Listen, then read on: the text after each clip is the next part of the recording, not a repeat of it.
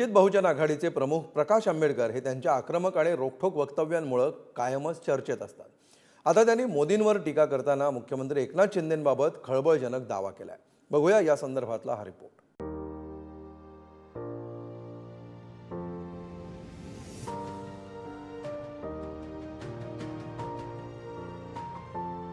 मुख्यमंत्री एकनाथ शिंदेंबाबत वंचितचे अध्यक्ष प्रकाश आंबेडकरांनी केलेलं हे भाकीत।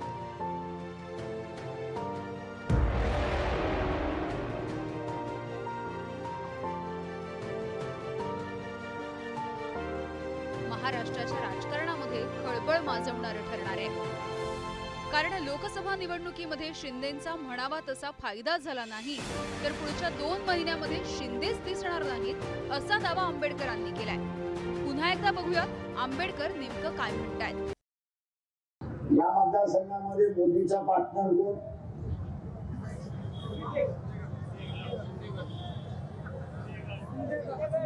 शिंदेगड, बरोबर।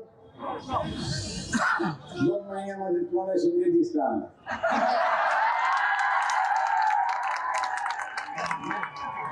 त्याचं काम झालेलं असेल, इलेक्शन संपलं, काम संपलं।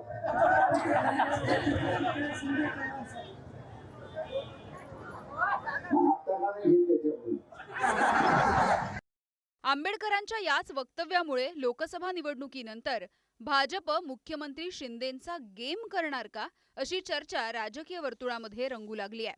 आता या चर्चेला आधार नेमका काय आहे बघूयात। लोकसभेनंतर शिंदेंचा गेम, आंबेडकरांचा दावा।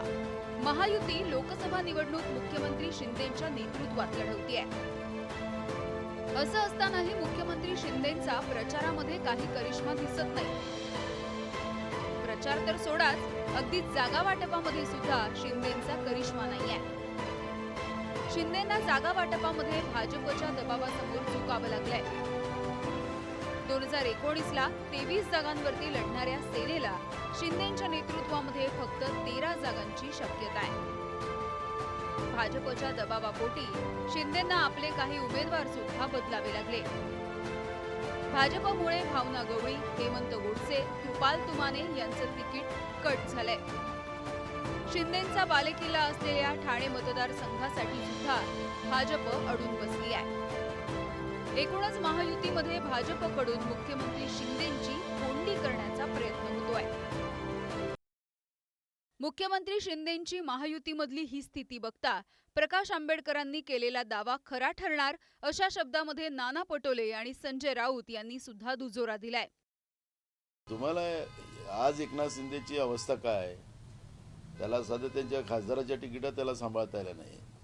त्यांची काय अवस्था झाली, मुख्यमंत्र्याला काय राहावं लागलं एक दिवस, ही जी काय परिस्थिती आहे ते बरोबर आहे।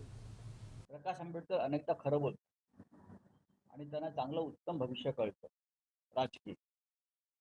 आम्ही सुद्धा गेल्या काही दिवसापासून हे सांगतो, लोकसभा निवडणुकीनंतर महाराष्ट्राच्या राजकारणामध्ये एकनाथ शिंदे आणि अजित पवार हे दोन्ही नेते आणि त्यांचे पक्ष अजिबात दिसणार नाही। तर खुद्द मुख्यमंत्री एकनाथ शिंदेंसह त्यांच्या सहकाऱ्यांनी प्रकाश आंबेडकरांच्या वक्तव्याचा चांगलाच समाचार घेतला। फक्त निवडणुकीच्या काळामध्येच प्रकाश आंबेडकर हे ते 2 महिने दिसण्यात येत असतात। आता त्यांनी एक वक्तव्य असं केलेलं आहे की पुढील 2 महिन्यानंतर आदरणीय मुख्यमंत्री एकनाथजी शिंदे हे कुणाला दिसणारच नाहीत।